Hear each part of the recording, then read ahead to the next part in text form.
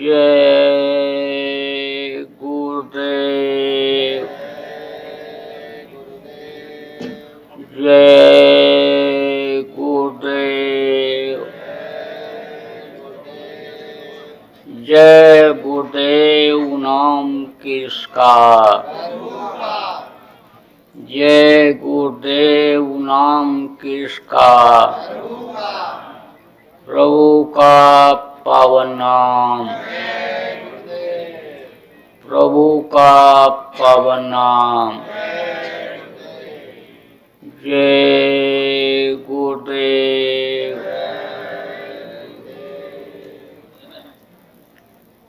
मेरे प्यारे गुरु दातार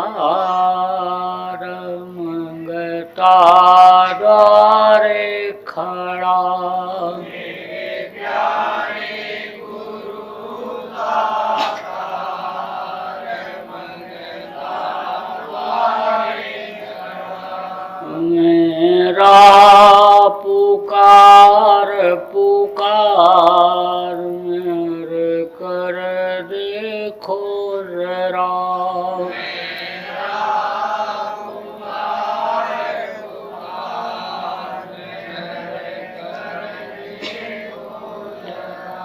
मुझे दीजिए भक्ति दान, काल दुख बहुत दिया,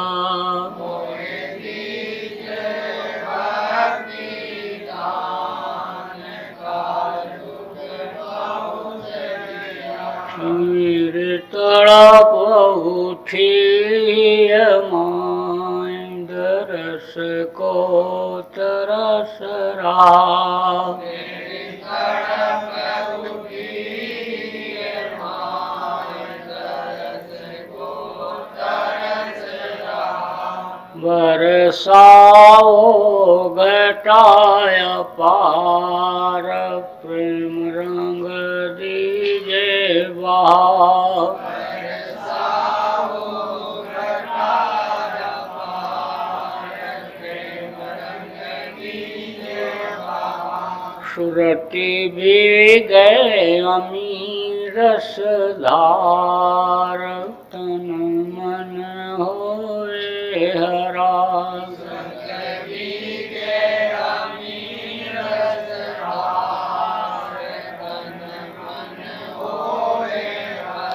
मेरा जीवन सफल हो जाए, तुम गुण गाऊं सदा, मेरा जीवन सफल हो जाए, तुम गुण गाऊं सदा। मैं निश्चय दमनकार तुम्हारे द्वारे पड़ा,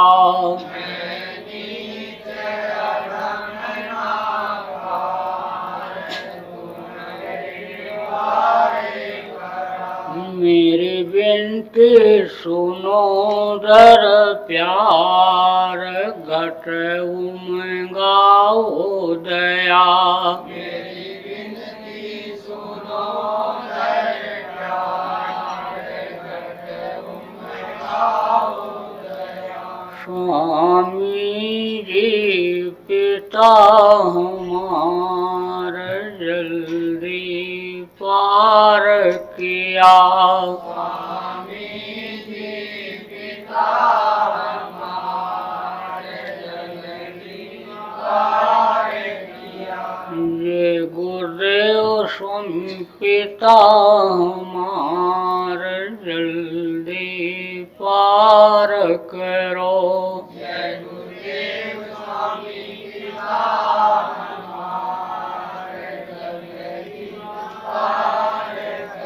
मेरे प्यारे गुरु दातार मंगता द्वारे खड़ा, मेरे प्यारे गुरु दातार मंगता द्वारे खड़ा। मेरा पुकार पुकार मेरे कर दे देखो जरा,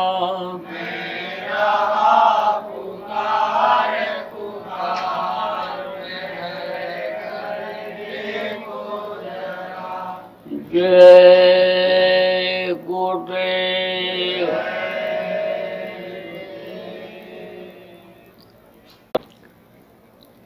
सर्वसमर्थ सर्वत्र स्मरणीय परम पूज्य गुरु जी महाराज, उपस्थित सभी सत्संगी धर्म प्रेमी बच्चे एवं बच्चियों,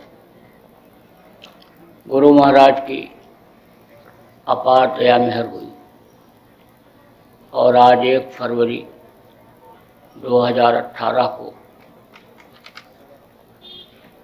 आप सभी प्रेमियों का सत्संग के माध्यम से दर्शन का अवसर मिला। जब उस मालिक की दया मेहरबानी होती है तब ऐसे अवसर जीवन में मिलते हैं। कितने लोग एक साथ बैठ करके मालिक के गुणानुवाद को कहते और सुनते हैं। उस मालिक ने जिसने इस दुनिया को बनाया उसकी बहुत बड़ी महिमा है, लेकिन उस महिमा का वर्णन वही कर सकता है कि जो उसको जानता है, समझता है, उसके इशारे पर चलता है। इन बाहरी आंखों से आप उसको देख नहीं सकते हो, इसलिए उसको नहीं समझ पाते हो, उसकी महिमा मंडन नहीं कर पाते हो। अगर आप अपनी आंखों से देख लो और उसको समझ लो तो अभी आपके अंदर भी वही पावर आ जाए जो उस मालिक के अंदर है। क्योंकि आप सभी लोग, जितने भी लोग यहाँ पर बैठे हुए इस आवाज़ को सुन रहे, सब उसी के अंश हो। हीरा का टुकड़ा कितना भी छोटा क्यों न हो जाए, लेकिन वो अन्य धातुओं से कीमती ही होता है। इसलिए आज आपको अपने को समझने का, उस मालिक को समझने का, देवी देवताओं को समझने का, इन सभी की महिमा का जानकारी करने का अवसर उस मालिक ने दिया है। यह मनुष्य शरीर जो आपको मिला, यह खाने पीने और मौज मस्ती के लिए नहीं मिला। जैसा कि इस शरीर को लोग इस काम में लगा दे रहे और समय पूरा हो जाने पर इसको यहीं छोड़ करके इस शरीर के लिए जितनी भी चीज़ें इकट्ठा कर रहे, सब यहीं छोड़ करके और दुनिया संसार से खाली हाथ चले जा रहे हैं। देखो, आदमी सबसे श्रेष्ठ माना जाता है। जितने भी पशु और पक्षी हैं उनमें सबसे श्रेष्ठ मनुष्य माना जाता है। क्यों माना जाता है? इसलिए माना जाता है कि इसके अंदर बुद्धि और विवेक भरा पड़ा हुआ है। जानवरों के अंदर बुद्धि नहीं होती, पक्षियों के अंदर बुद्धि नहीं होती, उनको सिखाना पड़ता है।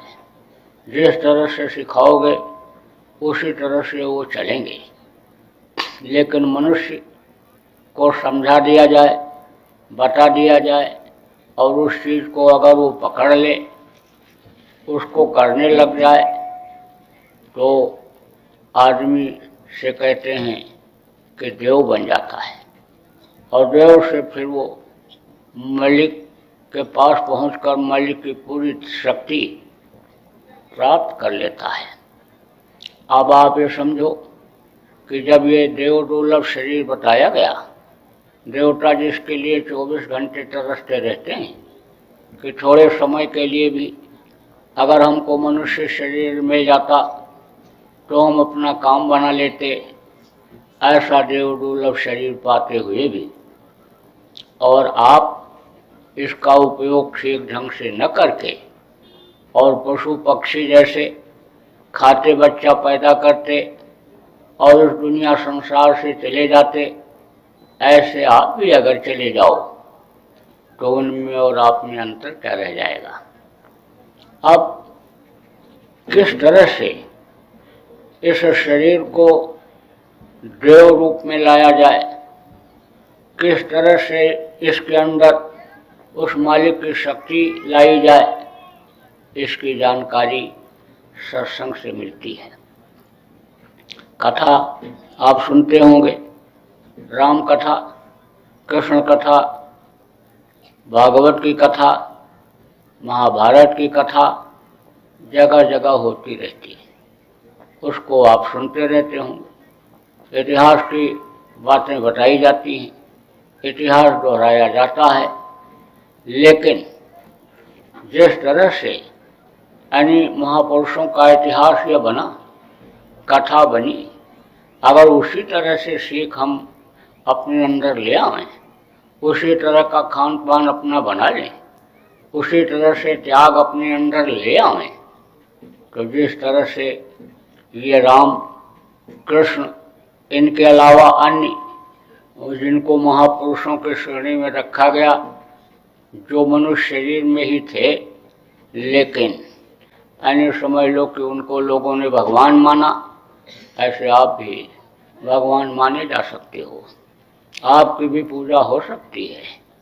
तो देखो, सबसे ज़रूरी चीज़ क्या होता है?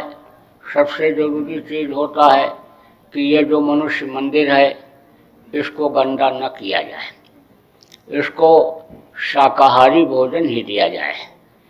ये मनुष्य शरीर जो भी हमको आपको मिला, ये यानी समझ लो 6 तरह की शक्तियाँ यानी इसको बनाई, जन्म, अष्ट, परिणामी, वृद्ध और क्षीण, ये 6 तरह की शक्तियाँ यानी समझ लो कि जो अंडे से पैदा होने वाले पक्षी या यानी पशु हैं, यानी अंडे से पक्षी जो पैदा होते हैं, जीव पैदा होते हैं, उनके अंदर नहीं है। जल के जीवों में ये शक्तियाँ नहीं कि जिससे अन्य मनुष्य की उत्पत्ति होती है। तो मनुष्य इसीलिए बुद्धि विवेक से पूर्ण होता है कि इसमें 5 तत्व होते हैं, जल, पृथ्वी, अग्नि, वायु और आकाश। इन तत्वों की कमी न होने पावे। जब ये तत्व की कमी हो जाती है तो आदमी पागल हो जाता। तत्व की कमी हो गई तो देख लो कि अन्य समझ लो कि असर पड़ा तो अपंग हो गया, अंधा हो जाता है, बहरा हो जाता है, लूला लंगड़ा हो जाता है, पैर काम नहीं करता, हाथ काम नहीं करता है। तो उसका क्या कारण है? कारण ये है कि शरीर को पोषक तत्व नहीं मिला। डॉक्टर कहते हैं कि भाई इनका पैर सूख रहा है और इनका जो है दिमाग काम नहीं कर रहा है, तो इनको हरी सब्जी खिलाओ, आँख से नहीं दिखाई पड़ रहा, हरी सब्जी खिलाओ। इस तरह से वो खाने पीने के लिए चीज़ों को बताते हैं। तो ये रोग क्यों बढ़ रहे हैं? रोग इसलिए बढ़ रहे हैं कि मांसाहार बढ़ रहा है। जानवरों को, पक्षियों को मार करके लोग इस शरीर के अंदर पेट में डाल रहे, उससे जो खून बन रहा है वो मनुष्य के खून से बेमेल हो रहा है। तो तरह तरह की बीमारियां शरीर के अंदर व्याप्त हो रही हैं। दवा तो डॉक्टर खिलाता जाता है, लेकिन तकलीफ नहीं जाती है। तो उसका मुख्य कारण क्या है?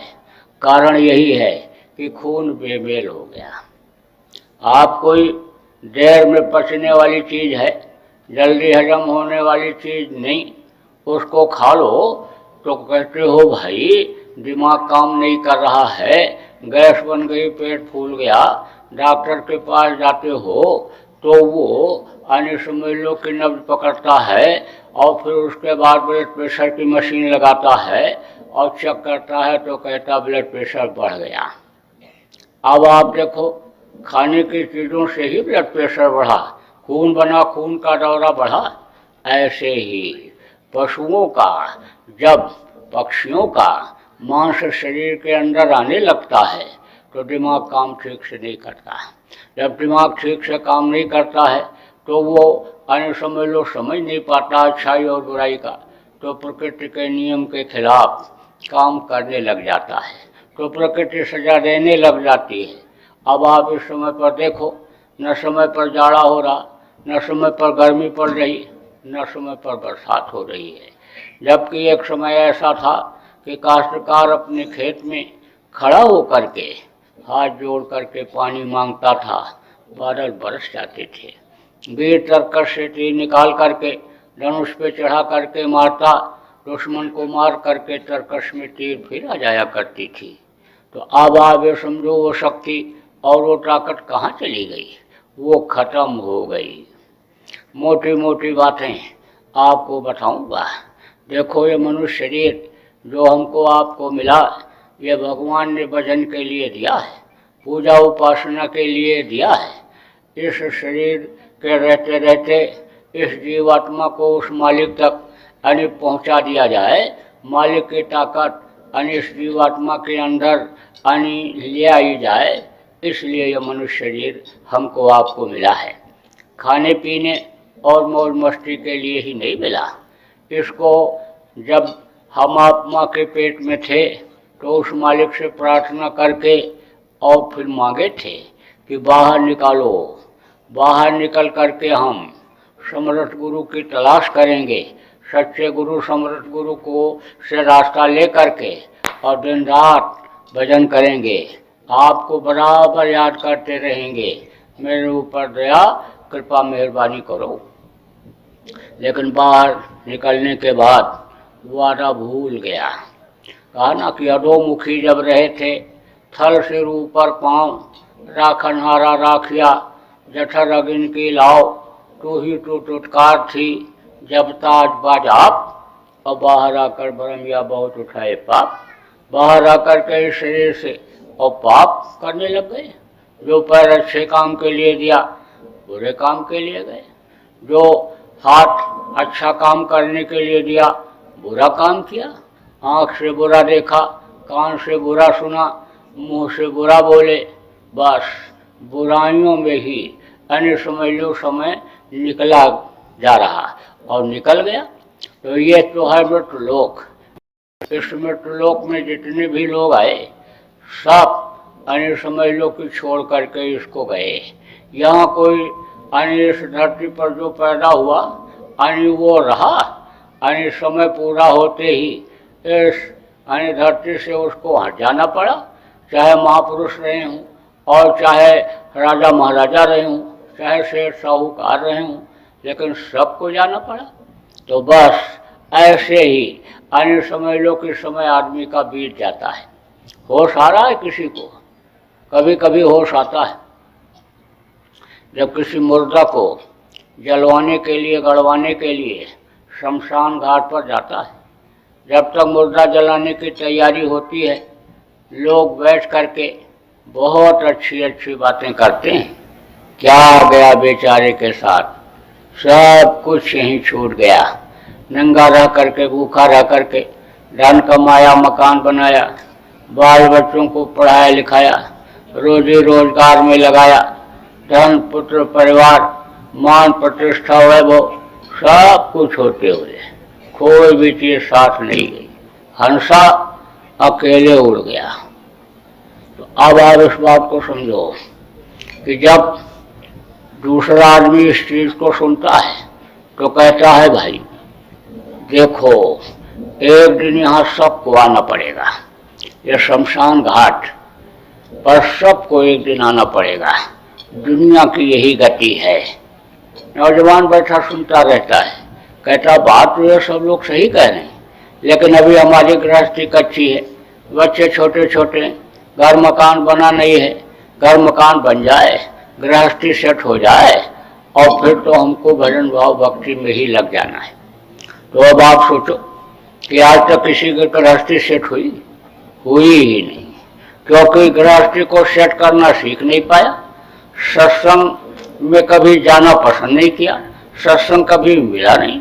जब सत्संग मिलता है तभी तो इस चीज की जानकारी हो पाती है कि भाई भाई के साथ कैसा व्यवहार करे, पिता पुत्र के साथ कैसा बर्ताव करे, पति पत्नी का फर्ज क्या होता है, कैसा खाया जाए, कैसा पहना जाए, त्याग तपस्या क्या चीज होती है, योग भोग क्या होता है, ये सारी चीजें तो सत्संग से मालूम होती हैं।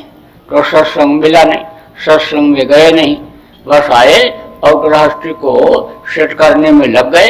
तो गृहस्थी ऐसे सेट किसी की आज तक हुई ही नहीं। अब जितना ही इसको सेट करने में लगता है उतनी ही ये उलझती चली जाती है। और ऐसा आदमी अन्य समय लोग कामी, क्रोधी, लोभी, लालची बन जाता है कि अन्य समझ लो कि फंस जाता है। जैसे बंदर, बंदर पकड़ने वाले क्या करते हैं, पतले मुंह का घड़ा बनाते हैं और उसमें थोड़ा चना डाल करके और ले जाते हैं, जहां पर बंदर रहता है वहीं पर रख देते हैं, थोड़ा सा चना बाहर बिखेर देते हैं। तो बंदर जाता है, चना उठा उठा करके खाता है, उसके बाद देखता है कि घड़े के अंदर भी चना पड़ा हुआ है, तो उसी में हाथ डाल देता है और ऐसे मुट्ठी में चना पकड़ता है, पकड़ करके और निकालने की करता है कोशिश। तो जब हाथ डाला था तब तो पतला था, अब मुट्ठी में जब चना आ गया तो जल्दी निकलता ही नहीं, निकालने की बहुत कोशिश करता है, जब निकलता नहीं है, दर्द करता है तो चू चू चू चू चू चू बोलता है। अगर चना छोड़ दे तब तो हाथ आराम से निकल आए, चना छोड़ता नहीं, लालच में लोभ में छोड़ता नहीं है। शिकारी समझ जाता है कि रो रहा है, चू चू बोल रहा है, लेकिन चना नहीं छोड़ रहा है, तो अब ये नहीं छोड़ेगा, बस जाता है जाल ऊपर से डाल देता है और पकड़ करके ले जाता है, फिर बांध लेता है, बांध करके खेल तमाशा दिखाता है, इधर उधर घुमाता है, ले जाता है। ऐसे ही आज का इंसान अरे रोमेलो के रास्ते में फंस गया, लोभ लालच में, मोह माया में फंसा हुआ है, निकल नहीं पा रहा है। तो बस इसी में जिंदगी ऐसे ही यानी इसी में गृहस्थी को सुलझाने में ही खत्म हो जाती है। कैसे खत्म होती है, जैसे पानी केरा बुदबुदा, असमानुष की जात और देखत ही छिप जाएंगे जो तारे पर। जैसे आसमान में देखो तो तारे दिखाई पड़ते हैं, लेकिन देखते देखते यानी सवेरा होते ही यानी खत्म हो जाते हैं। वो रात को तो दिखाई पड़ते हैं और सवेरा होता है तो तारे देखते देखते खत्म हो जाते। पानी बरसता है, पानी में बूंदे गिरती हैं तो बुलबुले निकलते हैं, लेकिन देखते देखते बुलबुले भी खत्म हो जाते। इसी तरह से मानव इंसान की जिंदगी खत्म हो जाती। तो सबको यानी सांसों की जो ये पूंजी मिली है खर्च करने के लिए, गिन करके मिली है, बस ये जैसे खत्म होती है वैसे शरीर धड़ाम से गिर जाता है, कहीं भी रहता है, बस ये तुरंत गिरता है। इंतजार नहीं होता है समय पूरा होने के बाद कि घर पर पहुंच जाएं या शव पर दस्तखत कर दें या कोई काम देख लें या रोटी खा लें, कोई मौका वो नहीं देता है। बस ये समझ लो धड़ाम से गिरा। और इसको फिर हीरा जैसी काया को लोग क्या कहने लगते हैं, मिट्टी। आप इतने आदमी बैठे हो, अभी किसी के शरीर के ऊपर हाथ रख करके कहो कि ये तुम्हारा मिट्टी है, तो कहेगा नालायक कहीं के, मिट्टी बता रहा है, ये हीरा जैसी काया और उसको ये मिट्टी बता रहा है। लेकिन प्राण निकलने के बाद उसको लोग मिट्टी ही कहते हैं और कहते ले जाओ और जलाओ, नहीं तो मिट्टी खराब हो जाएगी। तो ये मिट्टी के खिलौने को मिट्टी में मिला देते हैं, जला करके या जमीन में नीचे दफन करके। अब इस शरीर को जो चलाती है जीवात्मा, उसका क्या हाल होता है? उसका हाल ये होता है कि उसको पिशाच के शरीर में बंद करके यमराज के दूत ले जाते हैं, यमराज के सामने पेश कर देते हैं और फिर वो पूरे जीवन के कर्मों को देख करके और उसी के अनुसार सजा बोल देता है। क्योंकि आपको ये नहीं पता है कि हम जो कुछ भी कर रहे हैं उसको हमारे अलावा और भी कोई देख रहा है। बहुत से लोग कहते हैं ना, आंख बचा करके गलत काम कर लो, क्या कहीं कोई देख रहा है? लेकिन आपको ये नहीं मालूम है कि आपके दोनों कंधों पर पैदा होते ही दो दूत बैठा दिए गए, एक अच्छा लिखता है, एक बुरा लिखता है, और जब समय पूरा हो जाता है तो ये अपना फाइल, अपना कागज, अपना टेप ले जा करके वहाँ पहुँचा देते हैं जो बैठाता है कंधों पर। अब उसके सामने पूरा बचपन का और बुढ़ापे तक का जो अच्छाई और बुराई होता है वो सामने आ जाता है। उसी के आधार पर वो सजा बोल देता है, ले जाओ इनको नरकों में डाल दो। अब वहाँ काटे गए, सड़ाए गए, गलाए गए, तपाए। वहाँ से छुटकारा मिला तो कीड़ा मकोड़ा, सांप, गोजर, बिच्छू के शरीर में बंद किए गए। वहाँ से छुटकारा मिला तो 9 महीने माँ के पेट में उल्टे लटकना पड़ा। 9 महीने से पहले कोई भी बच्चा माँ के पेट में पल करके बाहर नहीं निकलता है। 9 महीने माँ के पेट में रहने ही पड़ता है। जो माँ के पेट की आग है, अग्नि जिसको कहते हैं, उसमें जलना पड़ता है। टट्टे पेशाब मांस के लोथड़े मुंह के सामने जो रहते हैं, यानी वो समझ लो कि उसकी बदबू यानी बर्दाश्त करनी ही पड़ती है।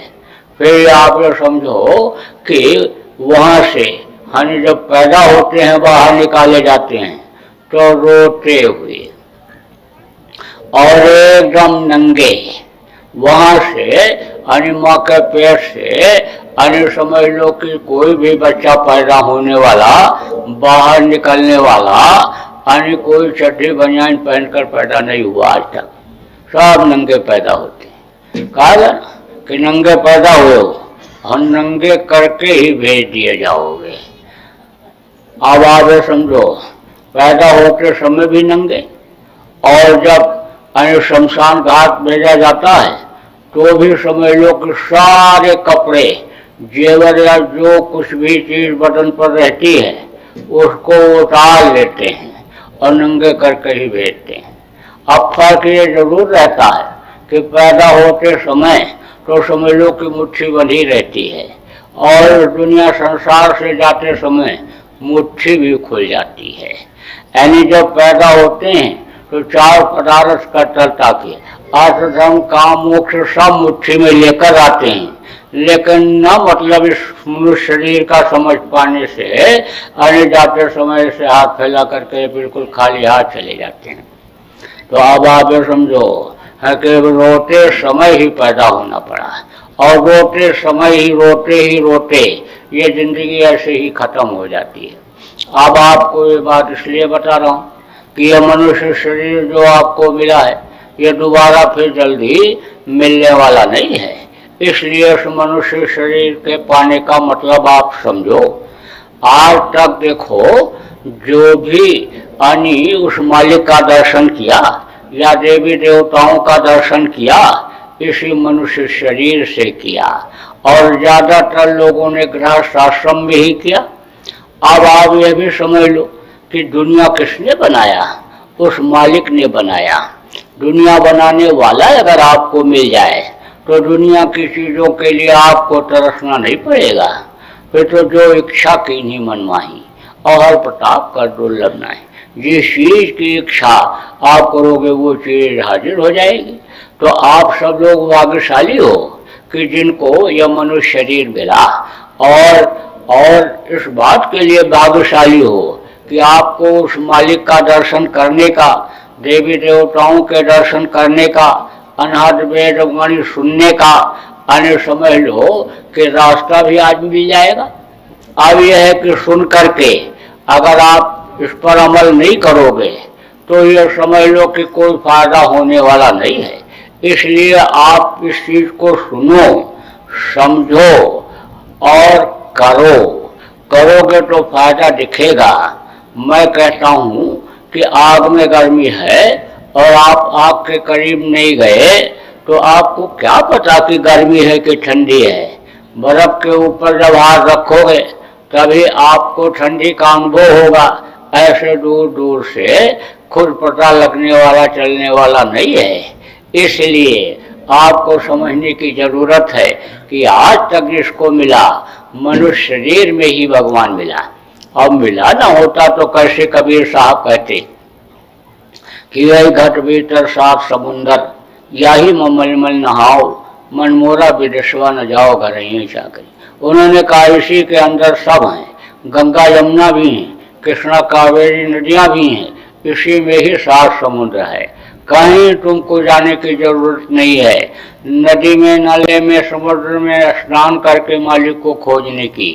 मुझको कहाँ खोजो बंदे, मैं तो तेरे पास में। कहा कस्तूरी कुंडल बसे, मृग ढूंढे बनमाई, ऐसे घटघट राम है दुनिया देखत नहीं। कहा जो तिल माही तेल है, जो चकमक में आग, तेरा साईं तुझ में जान सके सो जान।